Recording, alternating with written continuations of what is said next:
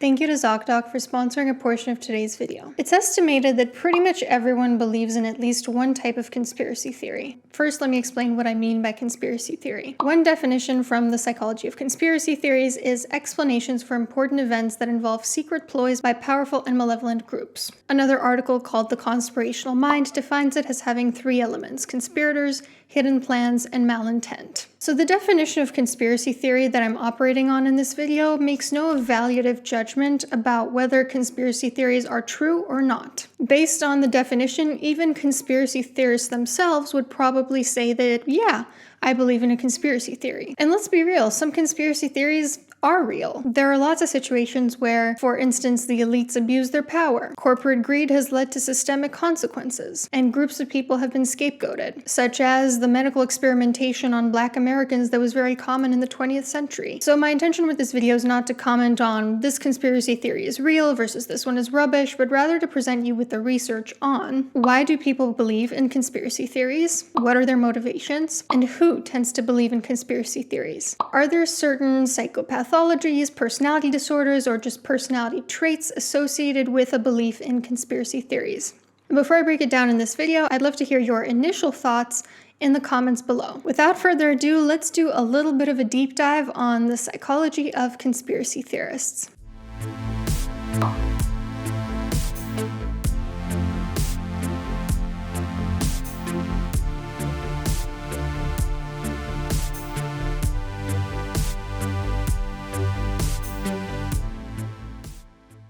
So a recent meta-analysis from 2023 looked at 170 studies and over 158,000 participants to assess what are the motivational and personality correlates of conspiracy theorists. What are their motivations and how are their personalities? So in terms of psychopathology, meaning the mental disorders that they held, belief in conspiracy theories was positively correlated with schizotypy, paranoia, unusual experiences, negative affect, so things like anxiousness or emotional lability, detachment, which is things like intimacy avoidance or suspiciousness, antagonism, which is things like callousness or manipulativeness, disinhibition, psychoticism, and anger. In terms of personality, they were strongly linked to abnormal personality traits. Specifically, conspiracy theories were fundamental to paranoid personality disorder, also to schizotypal personality disorder, which is characterized by, again, paranoia, but also odd thinking styles, ideas of reference, like thinking that everything is about you, and disorganized communication.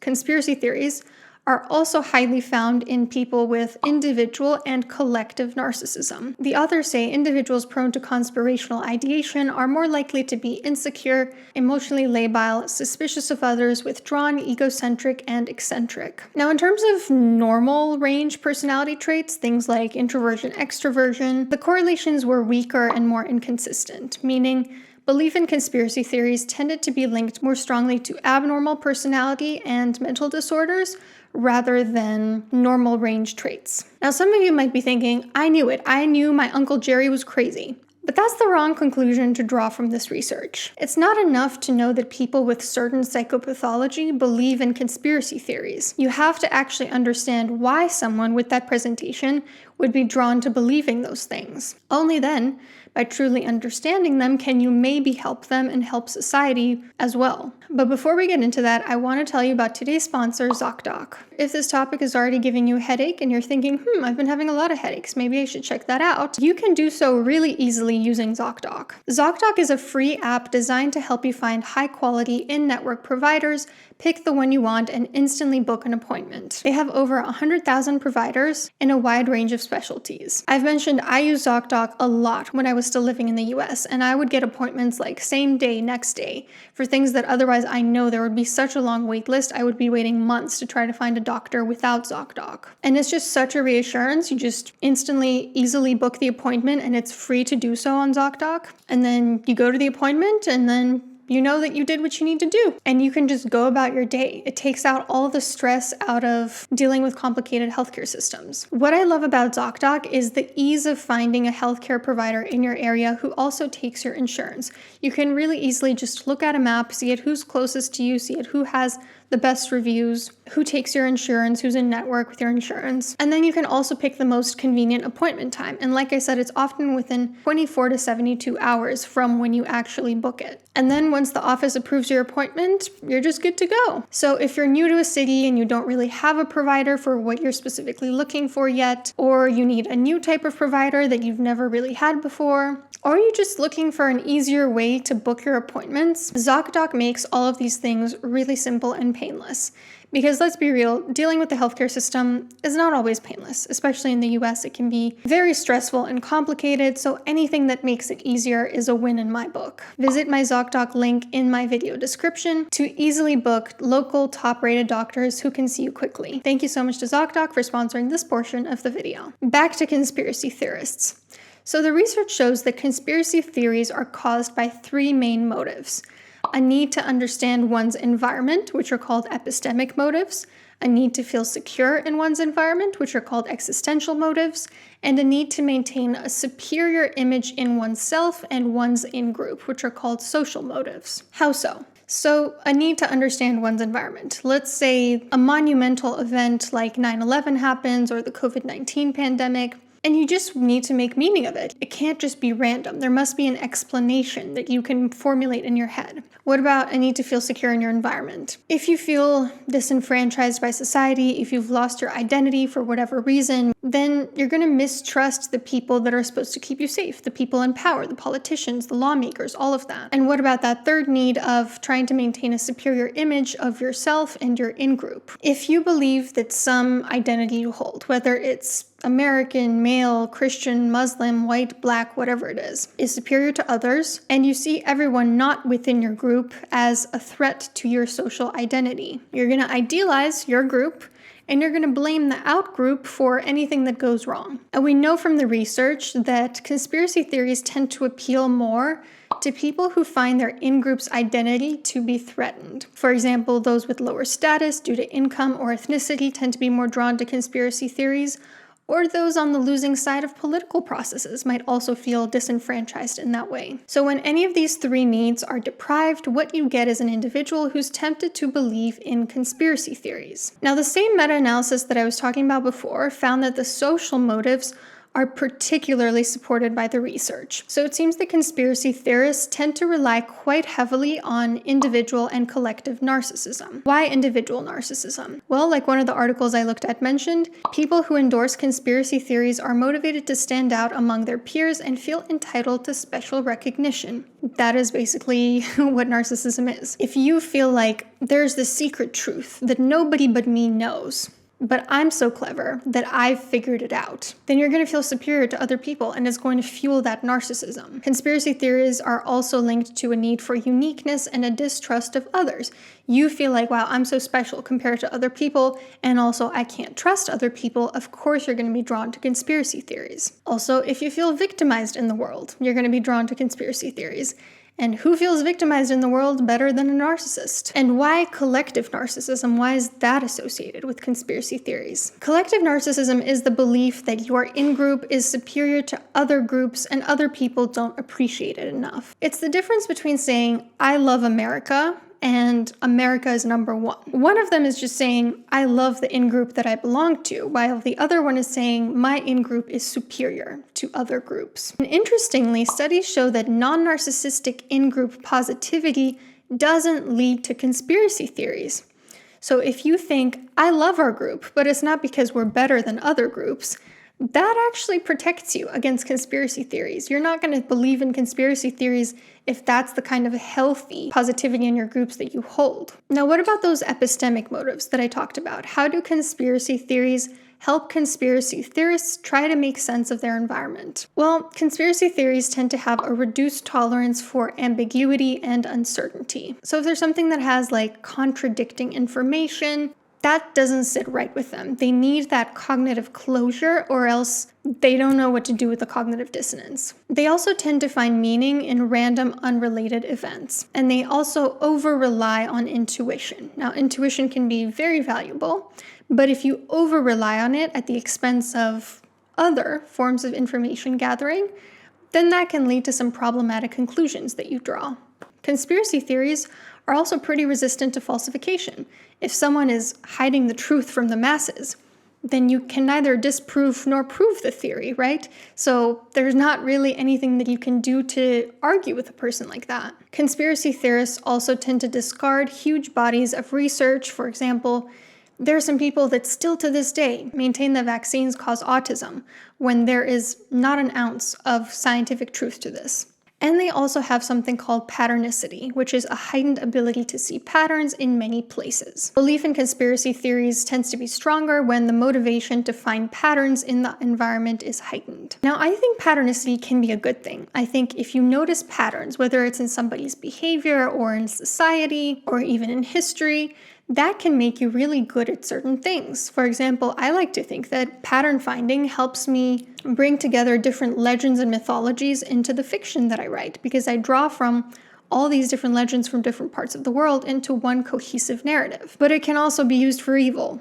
If you see patterns where there are none, and it's not in fiction, it's you maintaining that this is reality, then that can be a problem. And conspiracy theories thrive on cognitive biases, these mental shortcuts that get us to incorrect conclusions. One really big one is confirmation bias, when you seek out evidence that confirms your own beliefs and you dismiss any evidence that challenges your beliefs. Another one is proportionality bias, which is the belief that significant events must have substantial causes. And belief in conspiracy theories, we know, are stronger when the events are larger in scale. So like I mentioned, 9/11, COVID-19, the bigger in scale it is, the more likely people are to believe it's a conspiracy. Conspiracy theories are also correlated with lower levels of analytical thinking, and actually experimentally eliciting more analytical thinking in people tends to reduce their belief in conspiracy theories. They also tend to reject scientific findings, and they tend to believe contradictory statements. Belief in conspiracy theories is also correlated with lower levels of education, and education undermines the erroneous reasoning processes that are often found in conspiracy beliefs. Conspiracy theories provide simple answers to what are typically very complex, uncertain situations.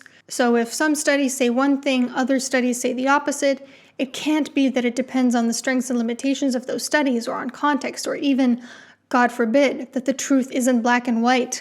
No, it must be that somebody is pulling the strings behind the scenes to cover up the truth. And ironically, conspiracy theories don't accomplish this goal of helping people make sense of their environment, because those theories shield their beliefs from uncertainty while also being less likely to be accurate. And what about those existential motives? How do people turn to conspiracy theories when they feel unsafe and out of control in their environment? Studies show that people tend to turn to conspiracy theories when they feel more anxious, when they feel more powerless. Belief in conspiracy theories is associated with higher levels of powerlessness, external locus of control, meaning feeling like you can't affect change in your life. When sense of control decreases, belief in conspiracy theories increases. And paradoxically, the belief in conspiracy theories worsens the sense of autonomy and control, because those who believe in conspiracy theories tend to have lower self-efficacy, less of a willingness to engage in things like politics or protecting the environment. And ironically, by being persuaded by low-quality evidence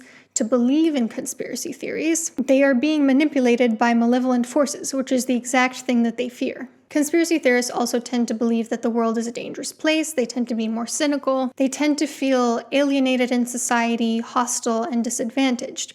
Their self-esteem and their trust in others is low. And ironically, belief in conspiracy theories only makes people feel more alienated and more unsafe in their environment, so it doesn't even meet their existential motives. Studies also show that there are some differences between people who believe in conspiracy theories in general versus people who believe in one type of conspiracy theory. Those who generally have a predisposition towards conspirational thinking tend to desire certainty, perceive the world as dangerous, and score higher on psychopathology, whereas those who believe in specific conspiracy theories tend to do so for social reasons. Again, remember, because they believe their in-group is better than other groups. Now, if you're still struggling to understand why someone would believe in conspiracy theories, here are some of the benefits they get out of it. According to Van Pruyen, the psychological benefits of believing in conspiracy theories include providing a sense of meaning and purpose, sparking feelings of importance, legitimacy, and excitement, instant gratification, defending a fragile ego by perceiving the self and the in-group as important, rationalizing any and all beliefs as legitimate, such as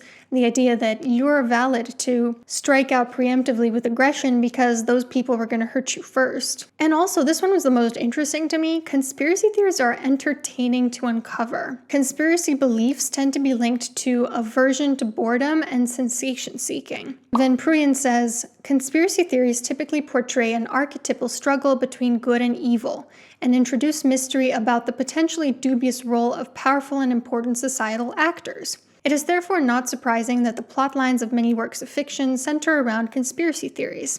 Believing conspiracy theories turns perceivers into active players in such spectacular narratives and gives them the opportunity, much like lay detectives, to uncover a mystery. And this is why I actually follow a conspiracy theorist on TikTok, because it inspires my fiction. It gives me all these ideas of things to connect together that are really great in something like fiction or artwork. Not so great when you're working with reality. Going back to your Uncle Jerry, who believes in conspiracy theories, let's run through a summary of everything we just discussed. Why might Uncle Jerry believe in conspiracy theories? It could be because he has some sort of mental disorder like psychosis. It could be because of a personality disorder, particularly narcissism, paranoid personality disorder, schizotypal personality disorder. It could be because he has a fragile ego. He needs to feel superior to other people, and he needs the group that he belongs to feel superior to other groups, because for some reason he probably feels disenfranchised or underappreciated in society. Maybe he's lost his role. Maybe he's lost his identity or his job or whatever it is.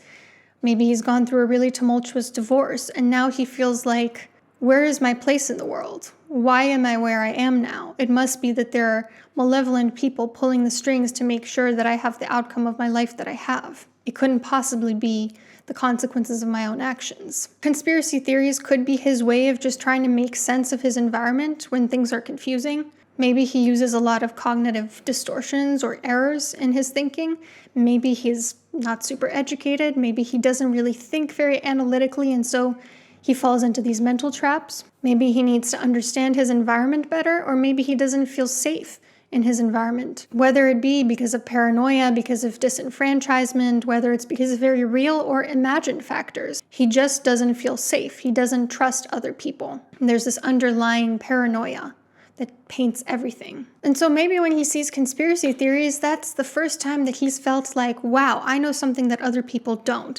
I'm in on a little secret. He feels like his eyes have been opened, like he's been awakened. It's exciting to him. It's entertaining. It fills a hole in his life. It gives him that instant gratification, because we know that feeling like you are morally righteous is basically like a drug hit for people. Maybe he gets to bond with other conspiracy theorists, and in that way he retains a sense of belonging when really he feels very alienated and lonely in real life. So if you're dealing with an Uncle Jerry, what are some tips? Uncle Jerry's got to develop some critical thinking skills. He's got to get up his analytical skills, his reasoning, possibly his education level. That's not really something that you can do for him, except by trying to compassionately nudge him in that direction and just leading by example. I do find that it's pretty helpful for people to model the behavior that you wish for them to emulate. You know, like if someone is emotionally immature, model emotional maturity. If somebody is really impulsive, then model emotion regulation. In this case, model your process of reasoning. Model the way that you deconstruct your own cognitive errors. Show how it's done, and maybe he'll start to catch on. Also, make sure that you're differentiating between reliable and unreliable sources of information. If you're having a respectful conversation, I don't recommend an argument about conspiracy theories, but if you're having a respectful conversation about it, then respectfully tell the other person, listen, this website that you showed me, this is not reliable. Let me show you like the actual raw data on this, which contradicts what this is saying. And you want to really try to be empathic and non-judgmental when you have these dialogues, because if you're not, and if you just really come down on the other person really hard, they're just going to feel more alienated. They're going to feel more inferior. They're going to feel more unsafe in their environment, more confused about what's going on. And that's just going to push them further from the truth and deeper into their conspiracy theories. Conspiracy theories, remember, are based on paranoia. If you want the other person to not be paranoid anymore, you have to make it very clear that you are not threatening to them. And lastly, in some cases, therapy might be recommended, but again, you can't really force people to seek help if they don't want to. I hope that this video was interesting. Don't forget to check out Zocdoc, and I'll see you soon.